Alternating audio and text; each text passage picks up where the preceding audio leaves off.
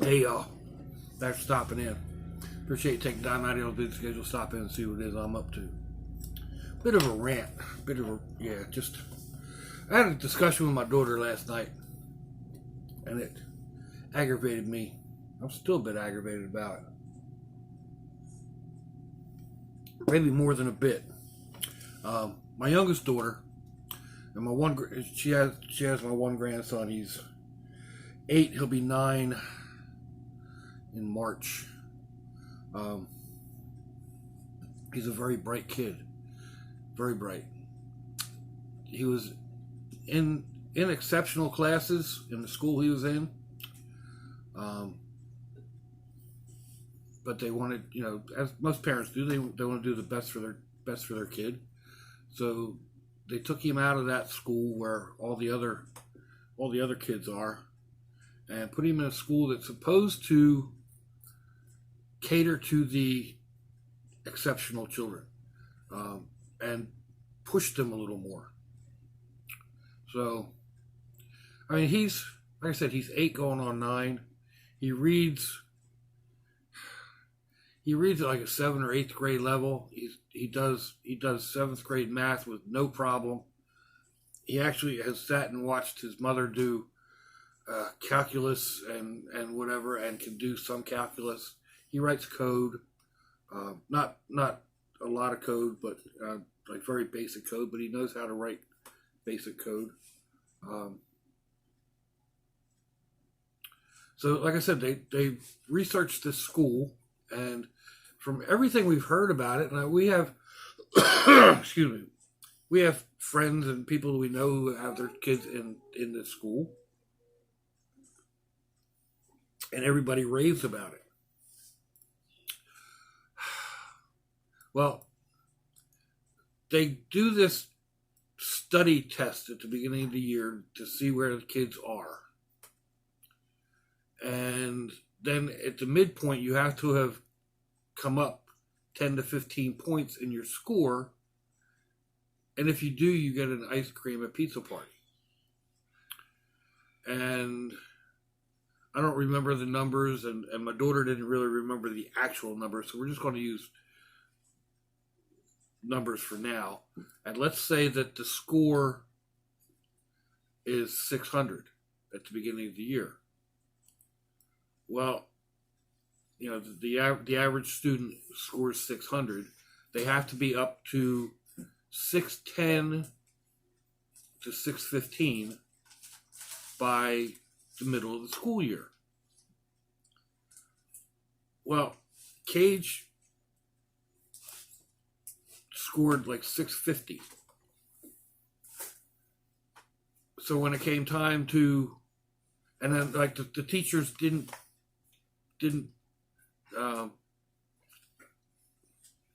what am I trying to say? They actually told him, well, you probably won't make your points you need because you scored so high. What the heck kind of a teacher is that, right? So they taught the other students what they needed to know to get from their 600 to their 615, but they didn't teach Cage from his 650 to 665. They're just like, you're ahead of the curve, so you just do what you're going to do. So when it came time for the pizza and ice cream, he got sent to the cafeteria because he's smarter than the other kids, because he didn't get his scores raised. Is that his fault? I blame the teachers. The teachers didn't teach him to his levels. They don't push him. He seldom turns in a paper with less than a 98% on it. He doesn't study. He doesn't have to. It's one thing that his father complains about all the time. How come you don't study? Well, if you know something, you don't have to study. They're still giving him 3rd grade vocabulary words. He's reading at a 6th and 7th grade level with no problem. He reads higher levels with some difficulty. There are always some big words. He's only 8. You know, there's some big words he's never encountered, but he'll sound them out. He'll go look up. He'll go look them up, or he'll ask. So yeah, if you get, you don't have to study. If you look at something and you say, okay, I know that, and then you ace your test. You don't have to go, okay, well here's my 5 vocabulary words for this week. Today's Monday, 1, 2, 3, 4, 5. All right, I know them. Tuesday, you have to go back in and write them down and say them aloud, and and then Wednesday you do the same. No, you already know them. Do you go around and write down, Dick, Jane, cat, dog every day so you remember how to do it? No, you know it. So yeah, this is what's, I don't know, it's got me aggravated. It's got them. It's got my son, my daughter and son-in-law aggravated. Like I said, they thought they were putting him in a school that would push him. They would give him. They would make him work for his grades, not just like let him toddle along. They also, the school touted that they had 30 some odd clubs that the students can join when the parents were just talking to them. Once you get enrolled, no, you're only allowed 1 club a semester, or half a year or whatever, and a lot of the clubs are age specific. So these 3rd grade clubs are lame, for lack of a better word. They're made for your average, 7, 8, 9-year-old. And, Cage wants to be in the chess club and in the photography club and in the astronomy club, and they're for grades that are 4th and 5th grade. But he already knows a lot of astronomy. He's got an app on his phone, that shows the stars and whatever, and he enjoys looking at the stars and finding out what stars are up there, and he'll tell you. Of course, there's times like he's done a study on white sharks, and he's just a load of information on it. But then the little kid comes out and he goes, "I'd like to ride a white shark." I'd like to ride on the back of a white shark to wherever it is off of Africa that they breed and play. So, he's got all this knowledge, and yet he's still a kid. So I don't know. Like I said, it's just aggravating. We hope to that his schooling will begin to challenge him. I mean, I know that sounds really weird. Like you hope your kid starts getting bad grades. We don't really want him to get bad grades. We just want him to be challenged by what they're presenting him. Like, make him get in and do some study work, not that it's just, handed to him on a plate. So even the stuff that they gave him for the science fair, he went in to do just a little bit of research, the effect of heat and cold on tennis balls. Well, that's something that's been done over and over and over and over again. As soon as he went online, he had all the information. I mean, it was all there, So, like, what's the sense in that even doing the science project? He did it. He aced it. But yeah, all the information was right there. He just followed what was written down, and that was it. He didn't write what was right there. He did his own. We made sure of that. We made sure that everything was in his own words, or I should say his mother made sure. But when you are searching and trying to help your child, and I can't say that they blatantly lied, but they definitely misled. Don't get me wrong, the school is great in many ways. He's got a lot more friends in this new school. The school is very secure, but there's no. He gets an hour's worth of playtime, outdoor playtime every day, but there's nothing there. It's an empty basketball court with a hoop on either end or two hoops on either end or something, and the kids go out and that's it. There's no excuse me. There's no playground equipment. There's nothing out there, and again we're talking about all kids who have exceptional learning skills.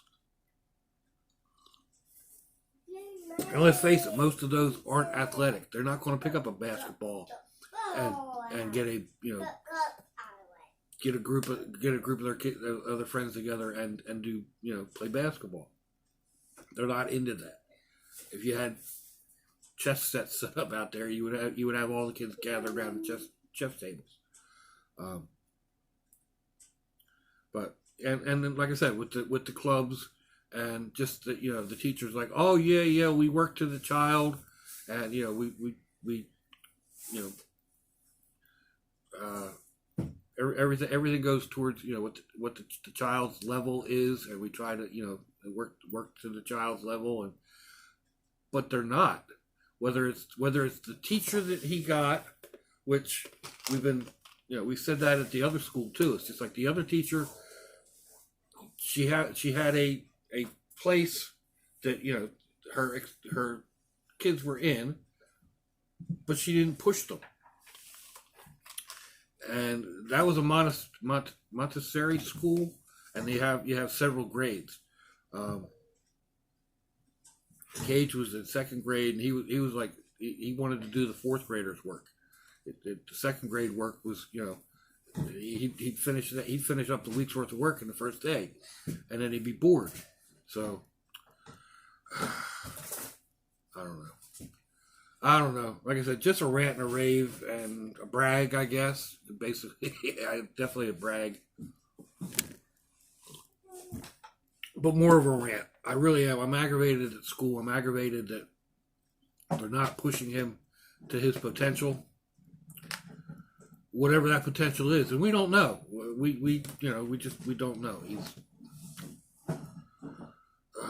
He's an exceptional learner, and that's what we were hoping to exploit.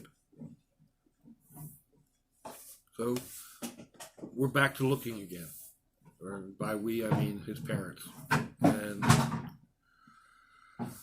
I don't know. He doesn't want to change schools again because he's got all these new friends. But then, by the same token, he says he's bored, and so he understands that. He wants to do more robotics. He wants to do more computer work. He wants to write more code. He wants to do the robotics clubs, and those are all like 2 grades ahead of where he is. So they won't let him, regardless of the fact that he can sit down and draw an entire schematic for an RC controlled boat. That doesn't matter, No, he's too young for the class. It shouldn't go by age. It should go by skill levels. It's done. Thank you, buddy. My laundry. It's cold here today. It's 41 degrees. I got the heater running. I took the hose off the back of it, or not the heater, the dryer. Took the hose off the back and let it run and heat up the house. It was 80, 86, 87 degrees on Sunday. Today is Tuesday. It is 41 degrees outside. It's not supposed to get over 45. Ooh, crazy, crazy. Anyway, I've been sitting here and I've been babbling going on 15 minutes now. The little guy's over here making noise. And, anyway. Thanks for listening, folks. Let me know what you think. Give me a thumbs down or a thumbs up. Leave me a comment wherever it is y'all leave comments on your internet access device of choice. If you'd like to share me around your social media, that'd be fandoculous. You want to check me out on Facebook, Instagram, or Twitter. I'll have links in the description box, wherever that happens to be on your device of choice. I'll also put links to similar videos. Find my email, my snail mail, in case you want to send me something, awesome like that, or some hot mustard or cowboy crack, a box of rocks from your area, your local matchbox from your local bar, or whatever, coaster from a strip club. If you're with them nearby, give them a kiss and a hug. If they're not, give them a call. Hit them up on Facebook. Let them know you think about them. Let them know you love them. We ain't promised tomorrow, people. We ain't promised our next breath. So I'll see y'all again. I hope you have a fandoculous day. Lunch, y'all.